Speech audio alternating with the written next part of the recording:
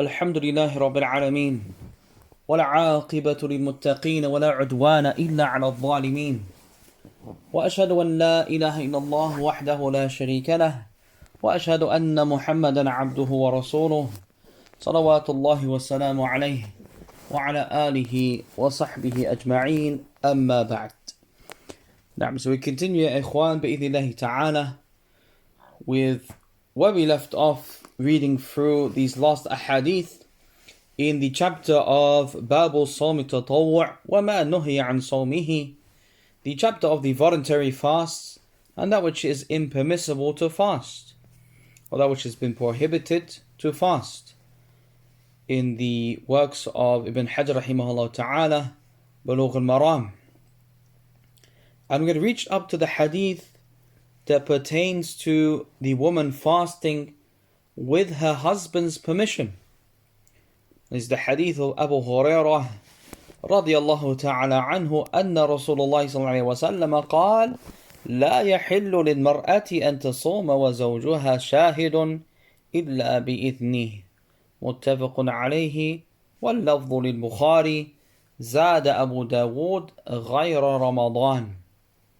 This is the hadith of Abu Hurairah radiyallahu ta'ala anhu, who narrated that the Messenger of Allah sallallahu alaihi wasallam said, a woman is not allowed to fast while her husband is present except with his permission. This hadith is muttafaqun alayh, and Abu Dawood rahimahullah ta'ala, that he states in his version of the hadith, غَيْرَ Ramadan, unless it is during Ramadan, with this addition at the end, unless it is during Ramadan. So firstly, as pertains to this hadith, then firstly we will look up بإذن ta'ala the explanation of his statement sallallahu alaihi wasallam, لا يحل للمرأة أن تصوم وزوجها شاهد إلا بإذنه, that it is not permissible, لا يحل. What is the meaning of his statement sallallahu alaihi wasallam, لا يحل?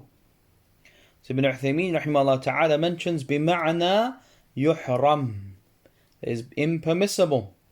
لأن الحل والتحريم متقابلان, because that which is permissible and that which is impermissible, that they are in opposition to each other. فإذا انتفى أحدهما ثبت الآخر. So if one of them is taken away or is removed, then the other one is established. هذا هو الأصل, that this is the origin of the word حل, لا يحل. Then he says رحمه الله تعالى ولكن قد يختلف الحكم فقد يكون قوله لا يحل بمعنى أو يعني يكره مثلا. But he said perhaps the ruling could differ, and that his statement صلى الله عليه وسلم لا يحل, that it could mean يكره, that it is disliked. However, the أصل أنه إذا نفي الحل ثبت التحريم, that if the permissibility is removed, if it is negated, then the tahrim, the impermissibility, is established. Because he said لا يحل, that he negated the hil, he negated the permissibility. So therefore, when the permissibility is negated and removed, that the impermissibility takes its place, as it has the opposite meaning. It carries the direct opposite meaning to permissibility. So it's impermissible for a woman to fast whilst her husband is present. Whilst her husband is present. Meaning that he is not a traveler, that he has not left her, but rather he is with her. It's impermissible for her to fast except with his permission, and except in Ramadan. As Abu Dawood rahimahullah ta'ala, they mention his narration or his version of the hadith at the end, غَيْرَ Ramadan, other than Ramadan. And as Ibn Uthaymeen rahimahullah ta'ala mentions, أي يراد به النفل بل ظاهره النفل والواجب بالنظر لأنه لم يستثني إلا رمضان. They intended by this statement صلى الله عليه وسلم the voluntary fasts, because other than Ramadan, that would necessitate the voluntary fasts, since Ramadan, or the fasting of Ramadan rather, are the obligatory fasts. So therefore, other than Ramadan would necessitate the voluntary fasts. And as Ibn Uthaymeen rahimahullah ta'ala mentions, that what's apparent from this is not only the voluntary fasts, but also the fasting of an oath. The fasting of an oath. Because he sallallahu alayhi wa sallam, that he only made an exception for Ramadan. طيب. أما رمضان فإنها تصوم ولو كان زوجها شاهدا وإن لم يأذن. As for Ramadan, then she must fast the month of Ramadan, even if her husband is present, that he is present and he does not grant her permission, that she still has to fast Ramadan. لأن صوم رمضان واجب من عند الله عز وجل. Because the fast of Ramadan is an obligation from Allah subhanahu wa ta'ala. وفطره معصية لله. And breaking the fast is disobedience to Allah عز وجل. ولا طاعة لمخلوق في معصية الخالق. And there is no obedience to the creation in disobedience to the Creator. But what about qada of Ramadan? What about the making up of the fast of Ramadan? So she is exempt from asking or requesting permission from her husband for Ramadan. But how about making up for the days of Ramadan that she may have missed? Does this come under the same ruling? And Ibn Uthaymeen rahimahullah ta'ala, that he divides up qada into two categories. So he says the first one, al-qada إذا بقي من شعبان بمقدار ما عليها فهنا تصوم وإن منع.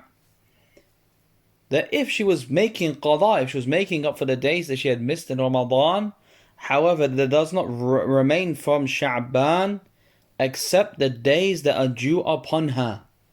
Meaning that she had delayed making the qada all the way up till Sha'ban and until the next Ramadan was almost due upon her. So for example, that she had 5 days to make up for from Ramadan, and she had left it all the way till Sha'ban, until the 24th or 23rd of Sha'ban, until there are only perhaps 5 or 6 days left for her to make up the fast. So in this case, if the time period for her to make up the fast is limited and restricted, then she is to fast them, even if he tries to prevent her.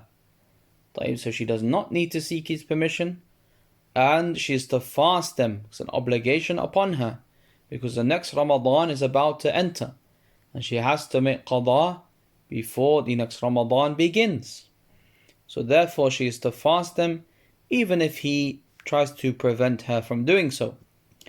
And the second case is the qada ma'a si'at al-waqt, the making up of the days of Ramadan with still much time remaining. And if there is much time remaining for her to make up these missed days, فَهُنَا تَصُومْ مَا لَمْ يَمْنَعْ. So in this case she fasts as long as he does not prevent her from fasting. So in this case, if she has a lot of time to make up for those days of Ramadan that are due upon her, that she is to fast as long as he does not prevent her. وَلَا تَسْتَأْذَنْ. And she does not need to seek his permission. لأن هذه فريضة وظاهر الحديث العموم. Because this is an obligation that is due upon her. And what is apparent from the hadith is that it is general.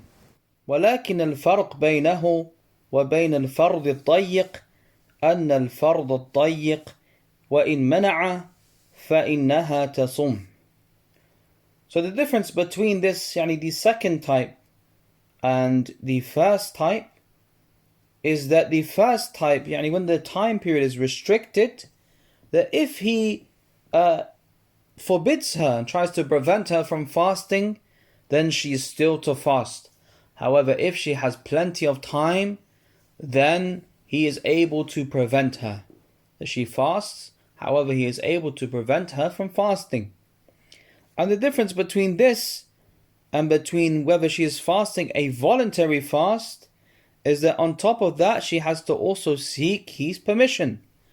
That she has to seek his permission. So the difference between her making qada while she has plenty of time and between a voluntary act, a voluntary fast, is that on top of that she has to also seek his permission. But as for when she's making qada and she has plenty of time, فَتَصُومْ بِدُونِ اسْتِئْذَانٍ مَا لَمْ يَمْنَعْهَا, then she fasts without seeking his permission as long as he does not prevent her from doing so.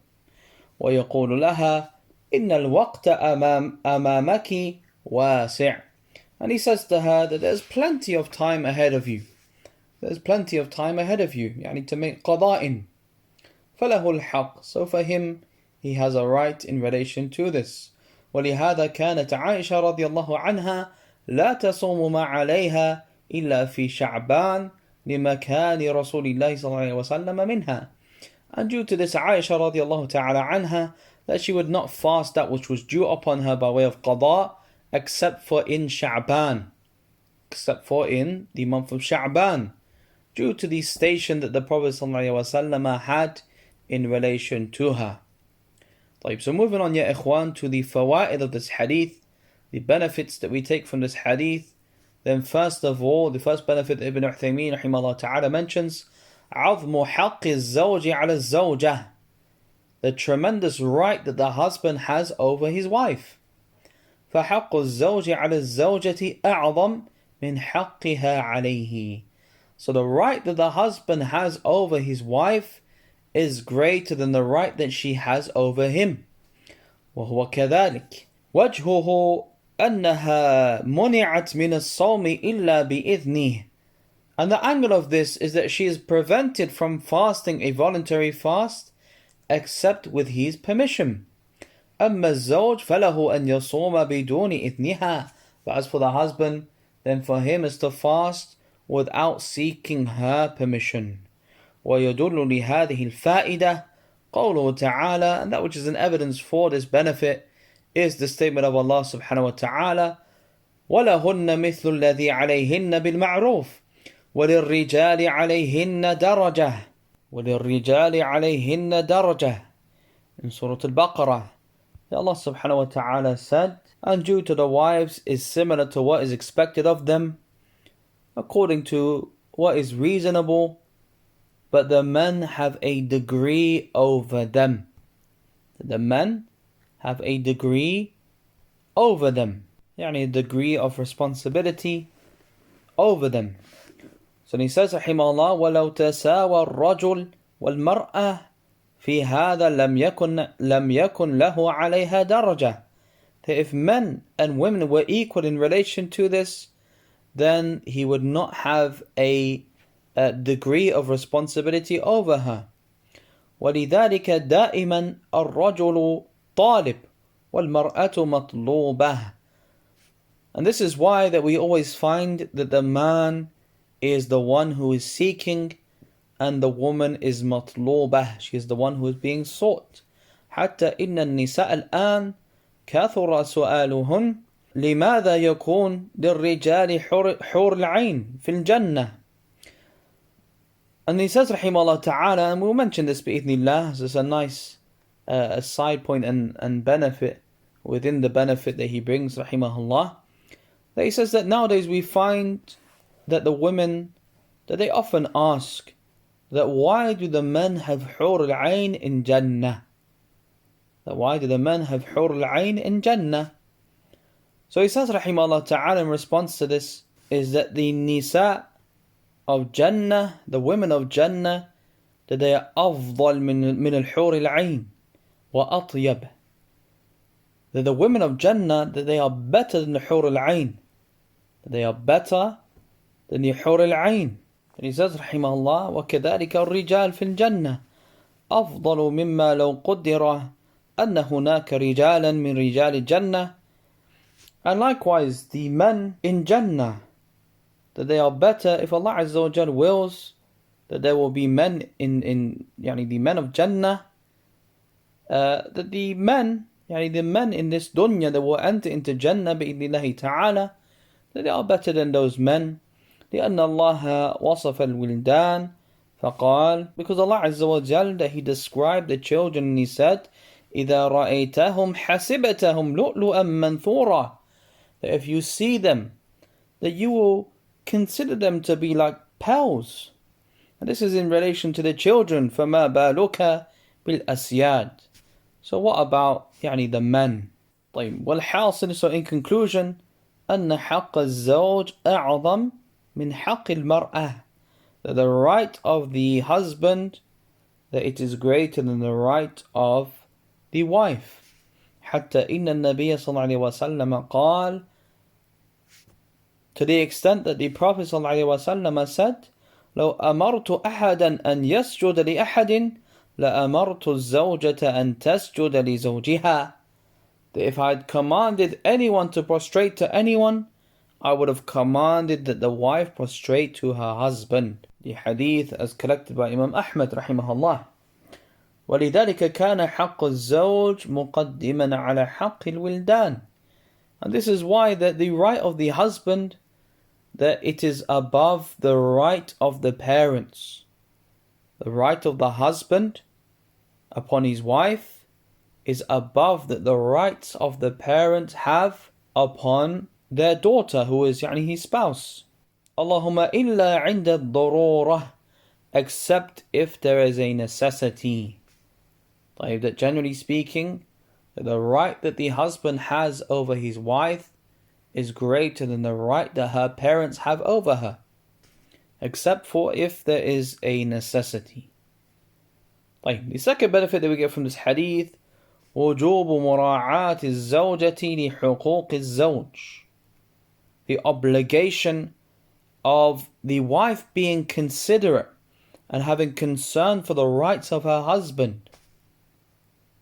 There's an obligation for the wife to be considerate and have concerns for the rights that her husband has upon her. لقوله صلى الله عليه وسلم لا يحل للمرأة أن تصوم وزوجها شاهد إلا بإذنه. Due to the statement of the Prophet صلى الله عليه وسلم, it is not permissible for the wife to fast whilst her husband is present except with his permission. So it's an obligation upon her that she is considerate of his rights, and in return, no doubt, this is from those affairs that builds muhabbah, that builds love between the spouses, that they are considerate of each other's rights and always paying attention to each other's needs and each other's rights and trying to fulfill them. The third benefit they mentioned rahimahullah ta'ala, أنه لا يحل للمرأة أن تصوم إذا كان زوجها حاضرا إلا بإذنه. It is not permissible for the woman to fast if her husband is present except with his permission. Then he mentions rahimahullah ta'ala the wisdom behind this.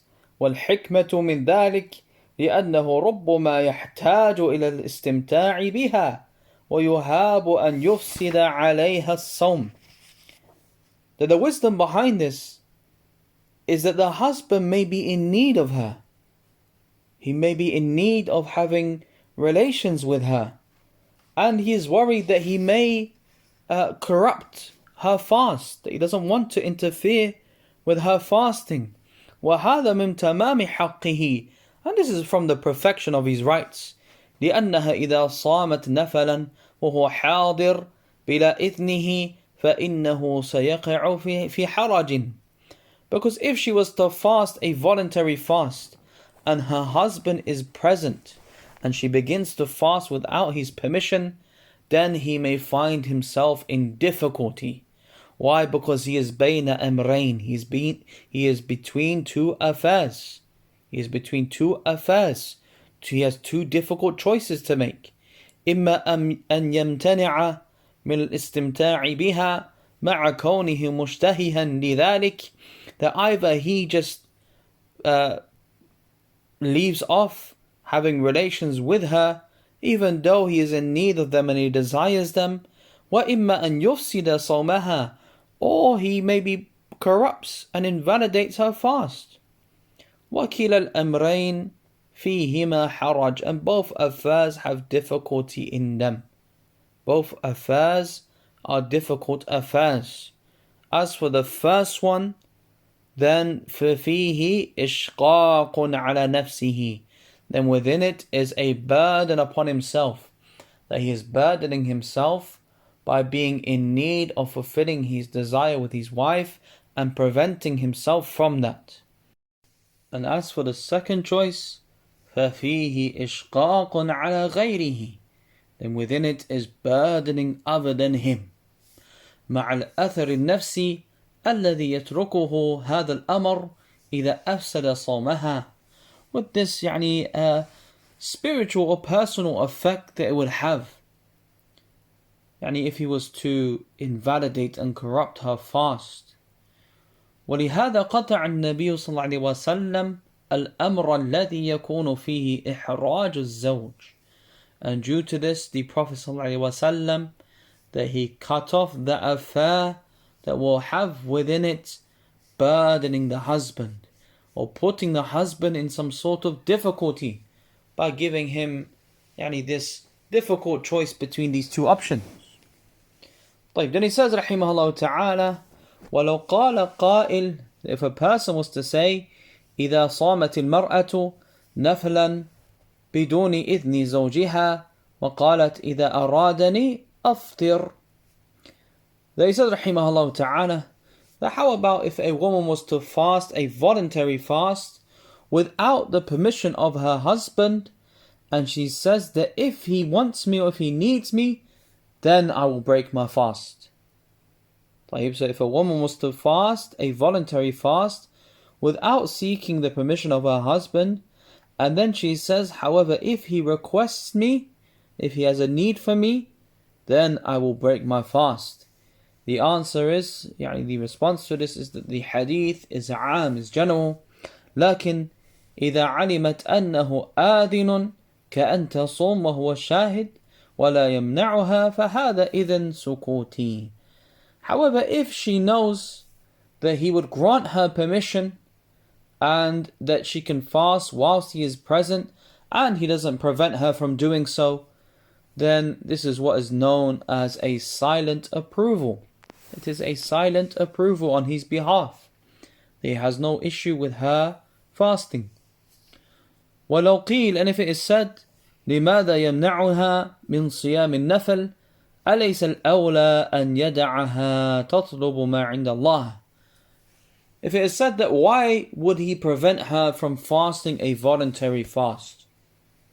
Why would he prevent his own wife from fasting a voluntary fast?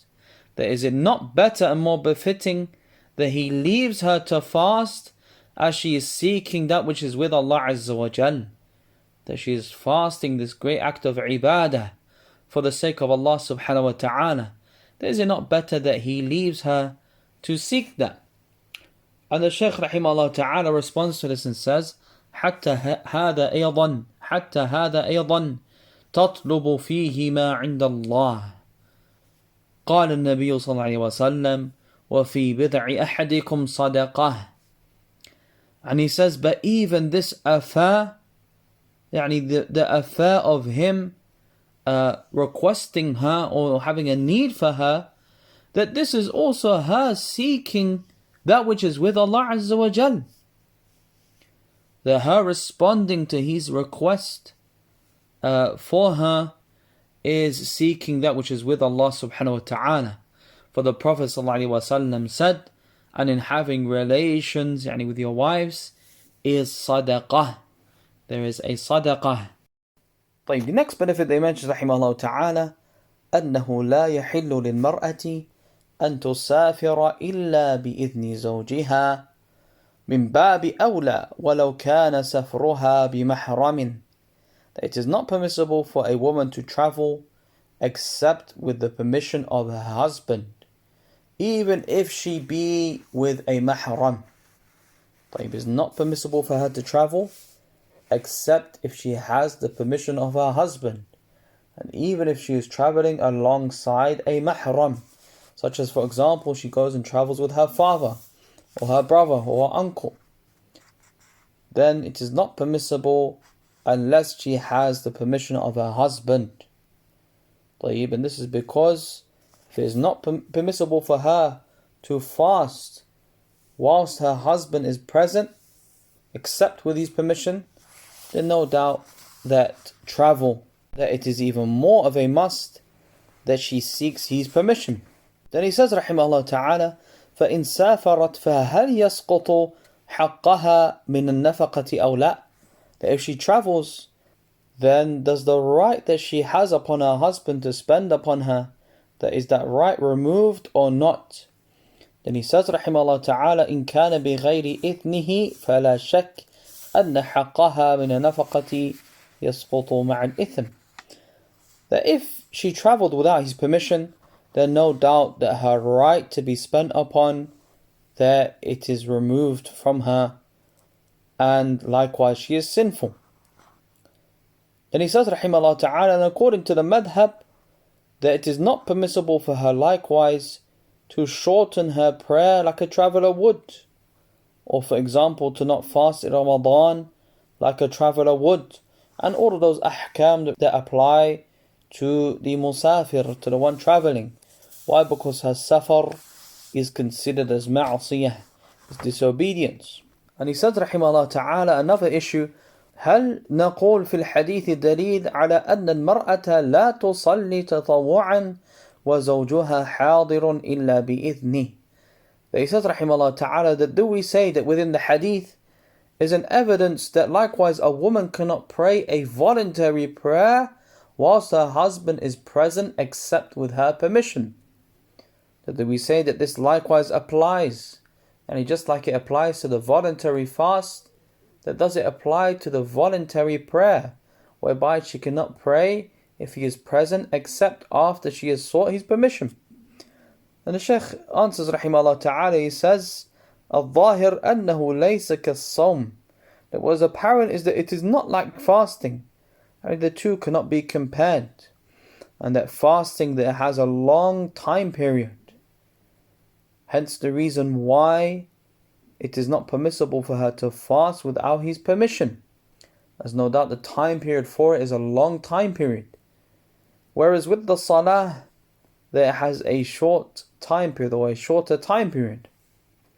لكن مع ذلك نقول, but with that we say, له أن يحللها من الصلاة, that for him is to take her out of the prayer. So he says to her, for example, اقطع الصلاة. He says, cut off the prayer, if it's a voluntary prayer. إلا إذا كان قد أذن, except for if he had granted her permission. فالظاهر أنه إذا أذن فإنه لا يملك تحليلها من الصلاة لأنها دخلت في أمر مشروع بإذنه.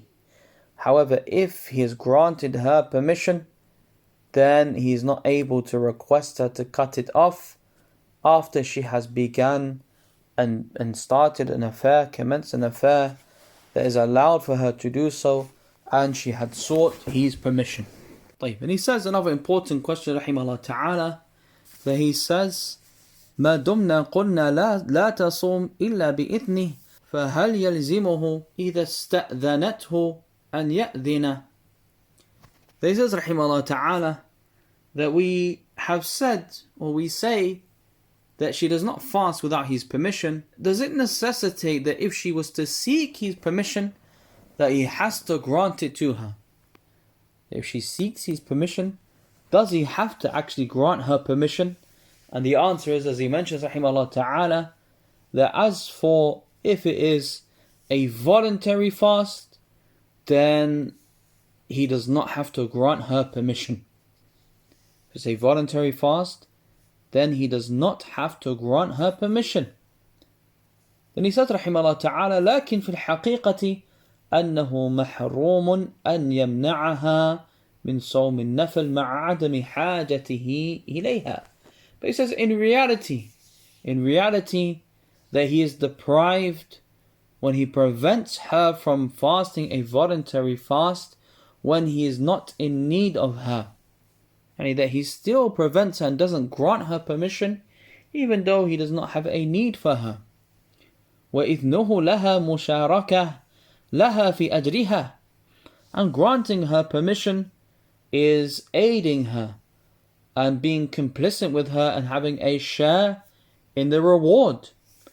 وأما في الفريضة فالفريضة المضيقة كما تقدم ليس له إذن فيها. And as we mentioned in relation to the obligatory acts, those obligatory acts that are restricted and confined and have a short period of time in which they need to be performed in, then the obligatory fast, ليس له إذن فيها, that he has no permission within it, he cannot deny her permission. فلها أن تصوم أذن أو لم يأذن. So for her is to fast whether he grants her permission or not. طيب. The next benefit that he mentioned رحمه الله تعالى مراعاة الشارع البعد عن الإحراج وأنه لا ينبغي أن نفعل ما فيه إحراج على الغير. The consideration that the Sharia that it gives to abstaining from burdening. The Sharia takes into consideration to abstain from burdening, and that it is not befitting that a person does that which will burden another. It's not befitting that a person does that which will cause burden to another individual. وجه ذلك أنه منع من صومها من صومها بلا إذنه لئلا يحرج الزوج. And the angle of this is that he ﷺ, that he prevented or disallowed her from fasting without the permission of her husband in order not to burden the husband, in order not to burden and make it difficult upon the husband.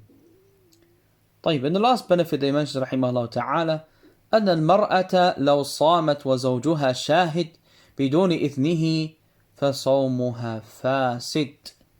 And this is in relation to the ruling of the fast of the woman who then fasted without the permission of her husband. Then what is the ruling of the fast of the woman who fasted a voluntary fast without seeking prior permission from her husband? And that is that he mentions rahimahullah ta'ala that her fast is fasid, that is corrupt and invalid. لأنه منهي عنه لذاته, because it is forbidden. فكما أن الإنسان لو صام يوم العيد فصومه غير صحيح فكذلك هذه المرأة. So likewise, if a person was to fast on the day of Eid, then his fast is not accepted. Then likewise is the case with this woman. There is a similarity between the two, that they are both impermissible fasts. Wallahu ta'ala a'lam. طيب إخوان, inshallah ta'ala we conclude with this for now bi'idhnillah. And inshallah ta'ala next time we will mention the hadith of Abi Sa'id al-Khudri radiyallahu ta'ala anhu أن رسول الله صلى الله عليه وسلم نهى عن صيام يومين, that the Prophet صلى الله عليه وسلم that he forbade fasting 2 days, the day of Fitr and the day of Nahr, the 2 Eids. ونكتفي بهذا وصلي اللهم وسلم وبارك على نبينا محمد وعلى آله وصحبه أجمعين والحمد لله رب العالمين وبارك الله فيكم.